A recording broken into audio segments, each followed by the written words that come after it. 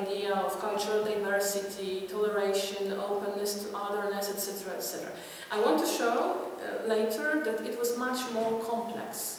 And it's interesting because the axis of conflict was not only between this hegemonic mainstream discourse about Polishness, about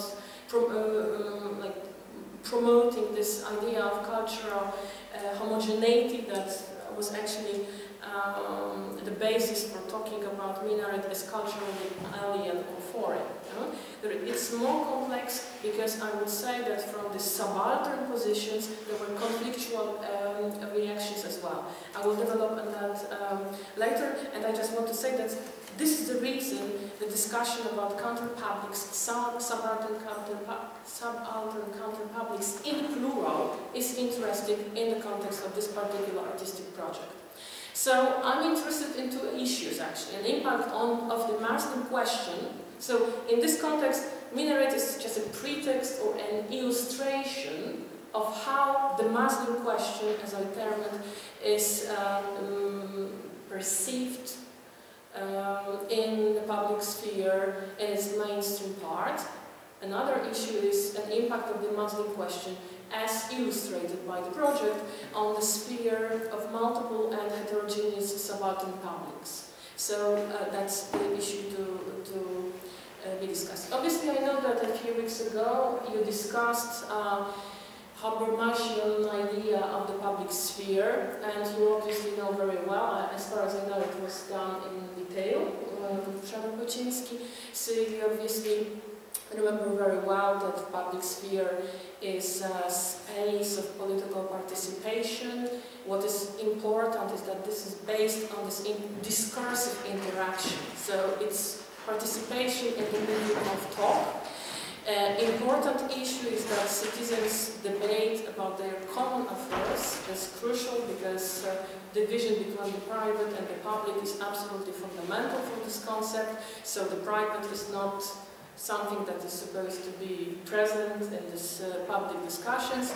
In Habermas' concept, obviously, it's absolutely crucial for democratic political practice. It's conceptually distinct from the state, from the official economy, and one of the crucial assumptions of Habermas is that this ideal of unrestricted discursive interactions you can achieve if you bracket all inequalities of status. So you just have to forget about it, you have to bracket it. Even though we are unequal, we just enter the sphere of public deliberation as if we are peers. This is the assumption.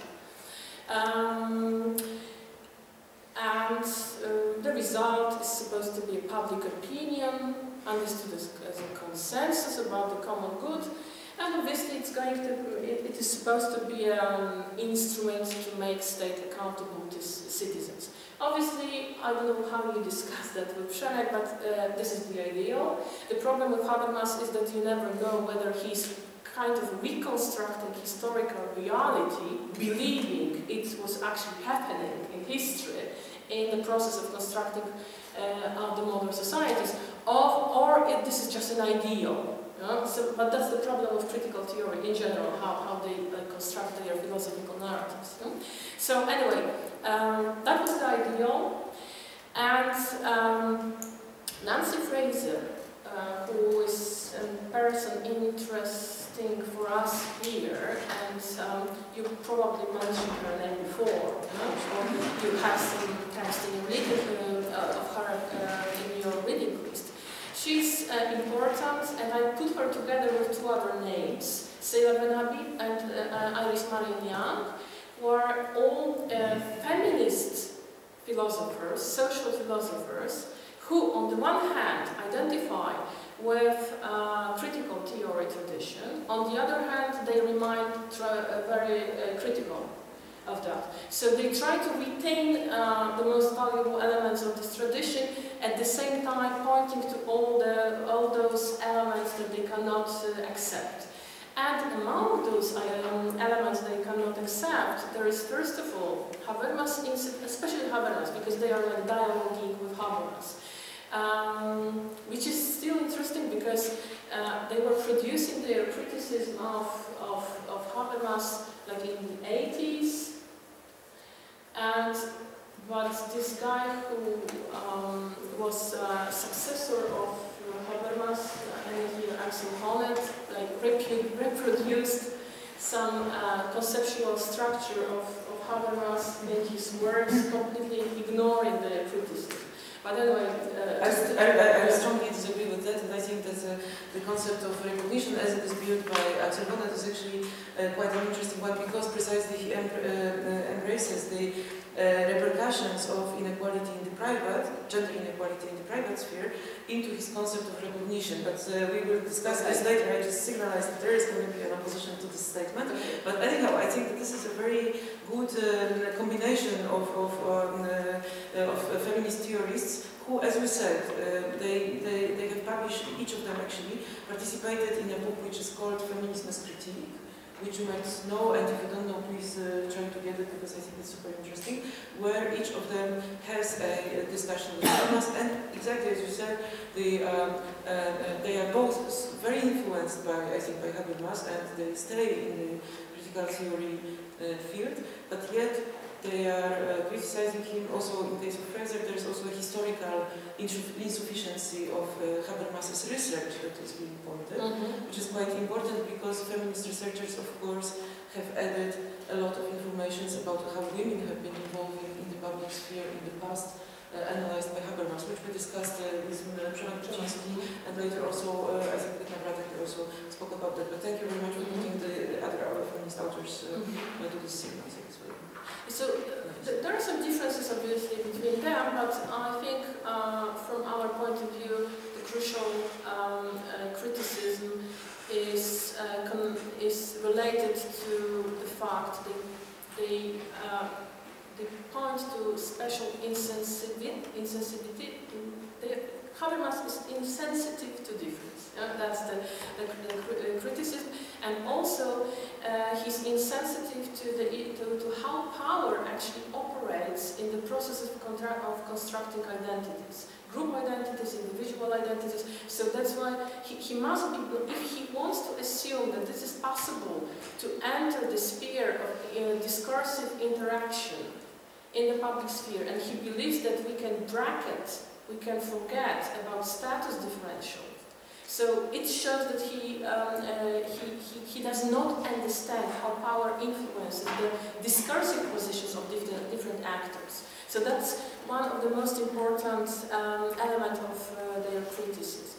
Obviously, this criticism, you probably discussed that, can be formulated on the level of historical reality, also on the conceptual level, and as you said, Nancy Fraser is focusing on, because her basis of her theory is feminism, so she points to the fact that Habermas does not examine other non-liberal public spheres, and she says that in history, this bourgeois liberal public sphere was not the public, because we had nationalist publics, popular peasant publics, elite women's public, etc., etc.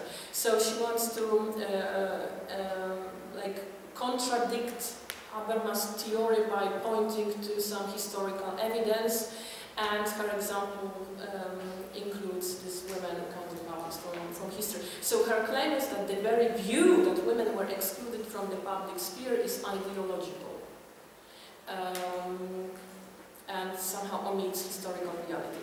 It's not that important for us now, but I want to say that there are four crucial elements of Nancy Fraser's concept of counter-publics, which is, of subaltern counter-publics, which is supposed to be a corrective of Habermas' concept. There are three elements. So she is questioning, first of all, the very possibility of bracketing of status differential. So this idea that when we talk and discuss and deliberate, we can be completely equal, no matter who we are in our real life. Obviously, this idea of bracketing the status, it's not only Habermas' problem. It's like a part of liberal tradition. in political philosophy. So she questions this assumption. She questions the very conviction that a multiplicity of competing publics is a negative thing for democracy. And she actually wants to say, no, it's good if we forgot this multiplicity. She questions this assumption that discourse in public spheres should be restricted to deliberation about the common good. So no private interest. So she questions that, and that's absolutely crucial criticism from a feminist perspective. And she questions this sharp separation between civil society and the state. So I'm just saying that this, I don't know how much you discussed this feminist criticism of public-private division. You probably did. We do it constantly, I think, and we are still ahead of, for instance, reading Fraser's text about the public sphere. So we start, like for today, actually the text that I proposed of Fraser was critical about critical theory, Habermas and gender. So we are accessing it from all kinds of sides somehow, because many of us are familiar with this criticism, some of us are not, so somehow we are building up to it. So I believe that only by the end of the seminar we will have a kind of decent knowledge of both Fraser and other feminists and Habermas, but somehow, yes, this has been...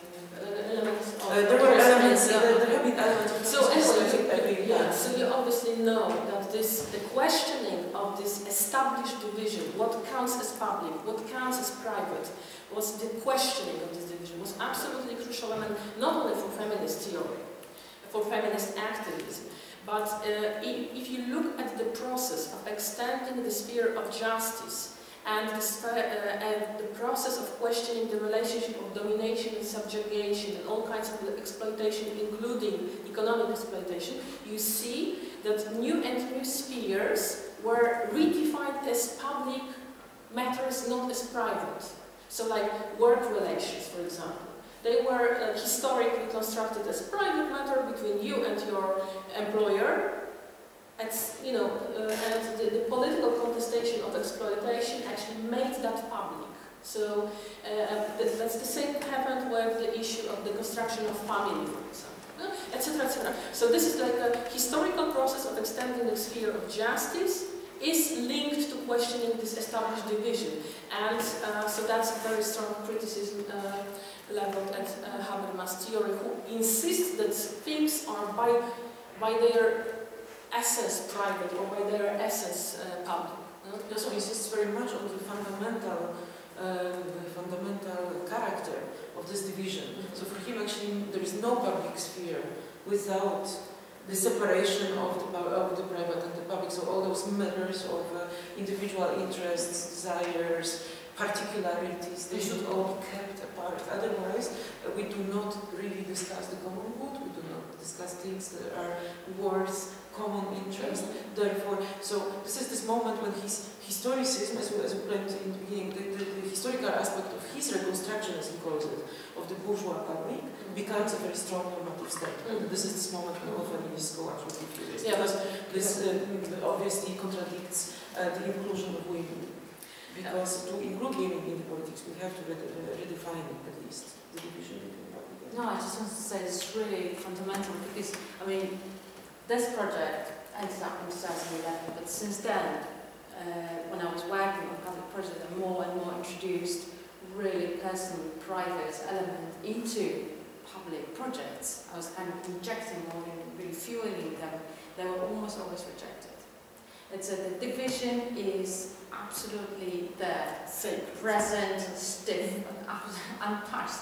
This is not just to give the example, you tried to work on the topic of your maternity and giving birth to your child, and this project I think went through a lot of controversies and debates, etc. But this, for instance, shows how difficult it is to speak about motherhood, about also illnesses, diseases, and weakness in general. But taken from the private point of view, it's exactly it.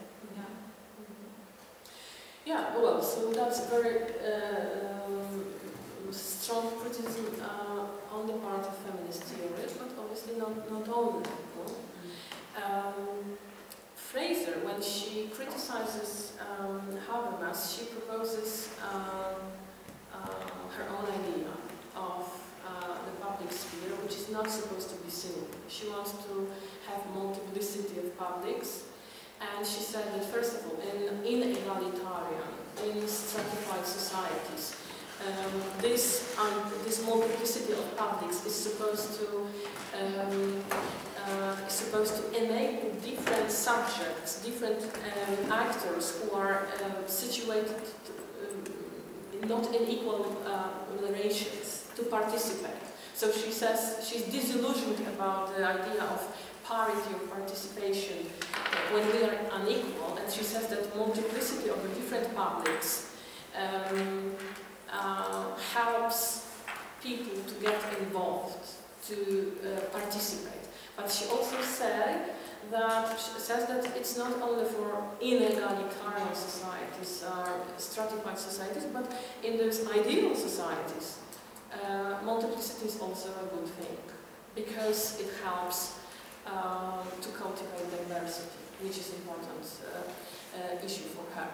So basically her concept of subaltern counterpublics is linked to the idea of, so she says that subaltern counterpublics are like parallel discursive arenas where members of subordinated social groups invent and circulate counter-discourses, formulate oppositional interpretations of their identities, interests and needs, because they are not always accepted in this hegemonic sphere.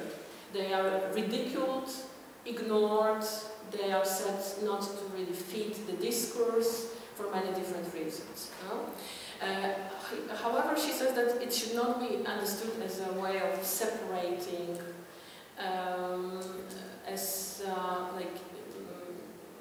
building distance or closing in some alternative discursive space. She says yes, in some cases it is, as she says, withdrawal and regroupment. So we discuss with ourselves in our groups, but then it prepares us to enter this wider public sphere, to get into the contestation, in some deliberation, because we've got the arguments, the discourses, knowledge prepared in this counter space, discursive counter space. So it's like both. We kind of separate, but also we prepare for expanding the discursive space. Obviously, she's not naive to say that all counter-publics will be always democratic, egalitarian. Sometimes they are hierarchical, sometimes they are not necessarily democratic. You know, these separate spheres of circulation of ideas and building identities. It's not necessary. I mean, they work in different ways, different spheres of discursive production. Yes, and she emphasizes that very often these interactions will be based on contestation, not deliberation. So that's crucial. And so basically, I'm referring her arguments from the text that was one of your thinking the public sphere. Thinking the public sphere. About subaltern counterpublics, and then I was thinking how we can link that to the issue of the Muslim question as it appeared in the context of Minaret Project. And I also suggested, I don't know if you managed to send the text of Nilüfer van Gogh. No, okay. But I can send the text to you anyway if you're interested. She's a Turkish theorist. I am not sure whether I am pronouncing her name correctly, but anyway, she's interested in functioning of Muslim social actors in Europe. Many of her texts are devoted to women in Islam. She focuses on Turkish context, also on how Muslim question is perceived, is negotiated in a European context. And I proposed this text entitled, what is the title?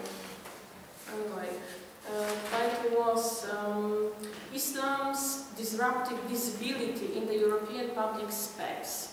Because I think in her writing she adds some new dimension to discussion of the public sphere when she emphasizes, and that's important to our discussion about Minaret, because she emphasizes the fact that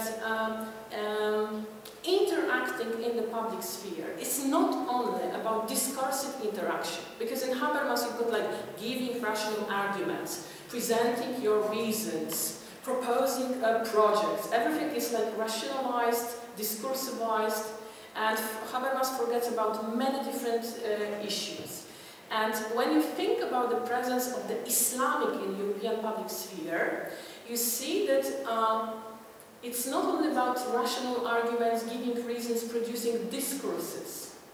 It's also about visibility, and it's especially important in case of Islam.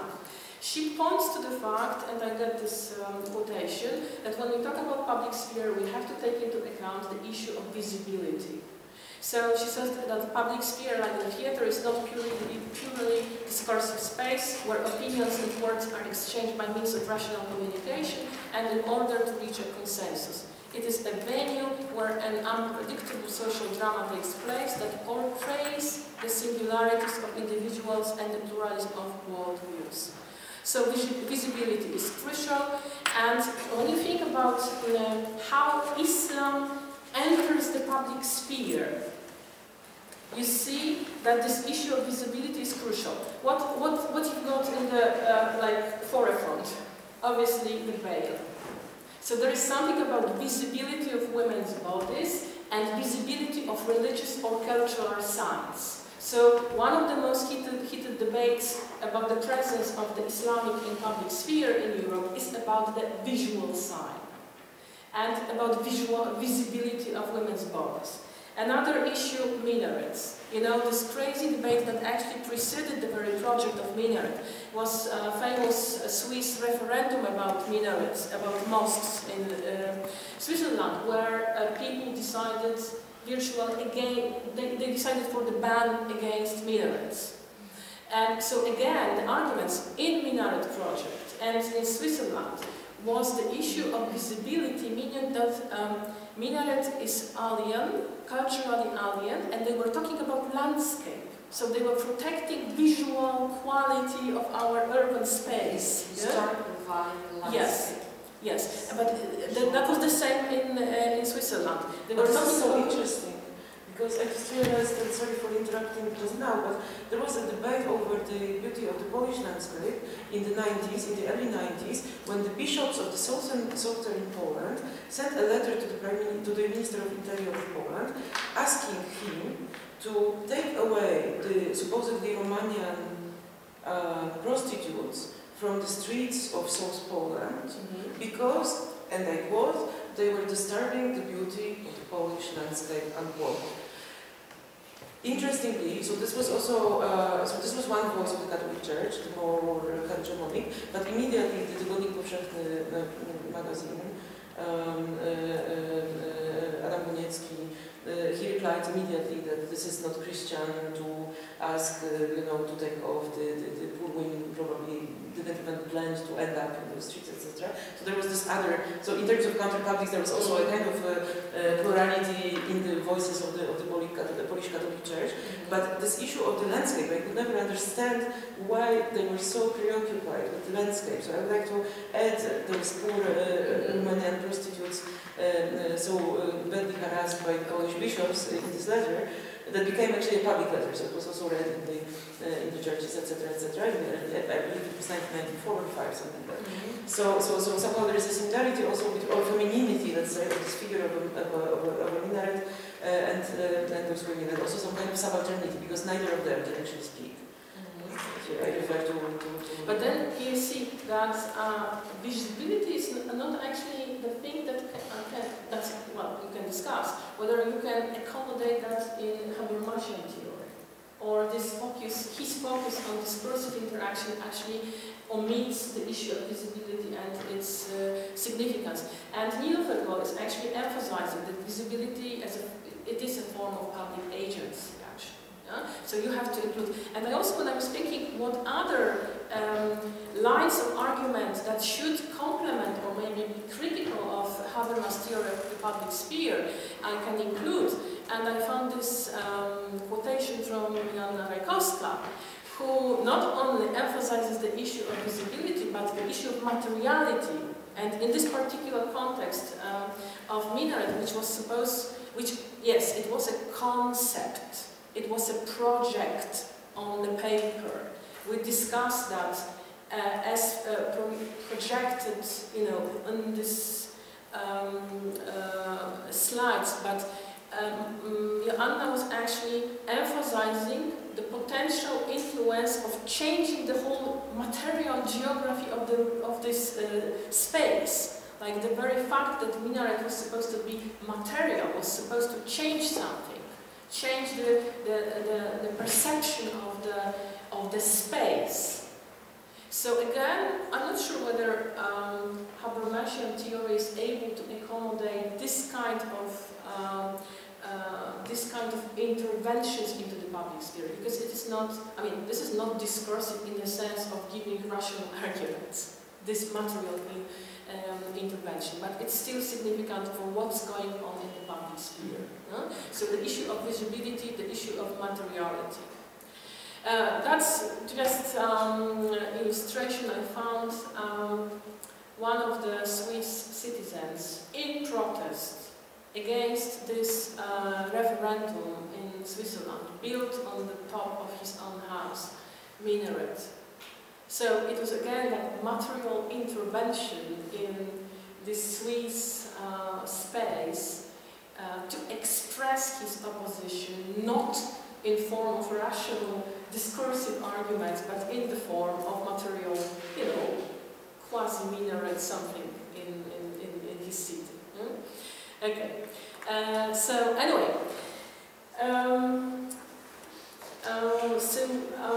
so you've got these suggestions. What else should be included if we are supposed to talk about public sphere? And when we talk about Joanna's project Minaret, we have to take into account the fact that she proposed this artistic intervention in a very particular context of European, let's say, history in regard to the presence of the Islamic. And I would say that there are two very important processes that construct the frame, the context of the project, and actually are generate particular reactions to that. First is something that I call invention of the Muslim in Europe. Because if you look at the discussions regarding the Muslim question in Europe, you see that something happened actually in the 80s.